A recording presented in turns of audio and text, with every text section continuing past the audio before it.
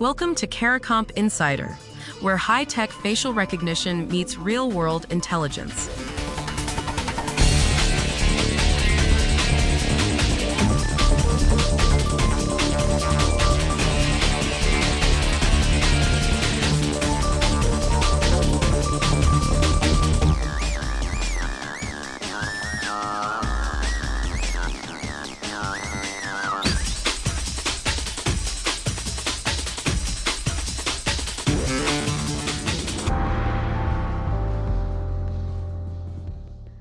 That little box that pops up around your face when your phone camera opens, it didn't recognize you.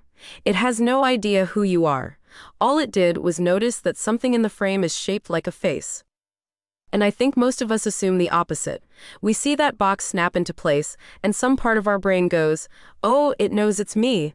If you've ever felt a little uneasy about that, like your phone is quietly identifying you every time you hold it up, I get it, but the truth is actually kind of freeing. Finding a face and knowing whose face it is are two completely different jobs, done by two completely different systems. So how does a machine tell the difference between "there's a face here" and "that's you"? Let's start with what that box actually is. It's called face detection, and detection is pure pattern matching. The system scans an image looking for things that are shaped like a face. According to the technical breakdowns on this, the algorithm often starts by hunting for the eyes, a darker region it calls a valley area. From there, it looks for eyebrows, a nose, nostrils, lips. If enough of those pieces line up, it draws the box. That's it.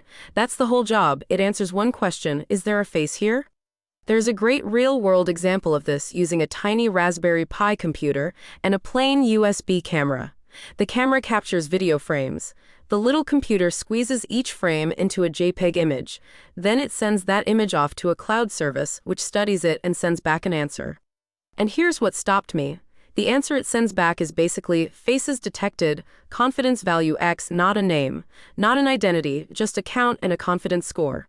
For everyday life, that means the box on your screen is the machine talking to itself, not about you specifically.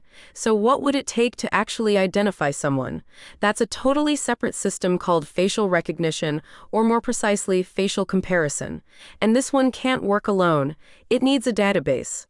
Comparison takes your face and turns it into a mathematical representation, basically a string of numbers that maps the exact geometry of your features. Then it takes that string and measures how far it sits from every other face stored in the database. Close numbers mean a possible match. Far numbers mean no. Detection never does any of this math. Detection stops the second it finds a face shape. Let me give you the picture that makes this click. Face detection is the metal detector at the airport. It beeps and says there's metal right about here. That's all it knows. Facial comparison is the agent who then takes your ID, looks at your photo, and decides whether you're really the person on that card. The detector never knows who you are. The agent does the identifying. Two different tools, two different jobs. And the scale of that second job is enormous. According to NIST testing, the top comparison algorithms hit 99.88% accuracy, while sorting through 12 million different people. 12 million, that staggering number lives entirely in the comparison stage. Detection would collapse long before it ever got there. So why do we all mix these up? Because detection is loud and comparison is silent. The box is right there on your screen, instant, obvious, impossible to miss. So we assume that flashy box is the smart part. But that box is everything detection can do. A system that shows you a box has no matching layer at all. Real comparison systems usually show you nothing until they find a hit. So the hardest work is the part you never see. We mistake what's visible for what's powerful. For an investigator, that mix-up is dangerous. You might trust a box that proves nothing or ignore the real analysis happening quietly underneath.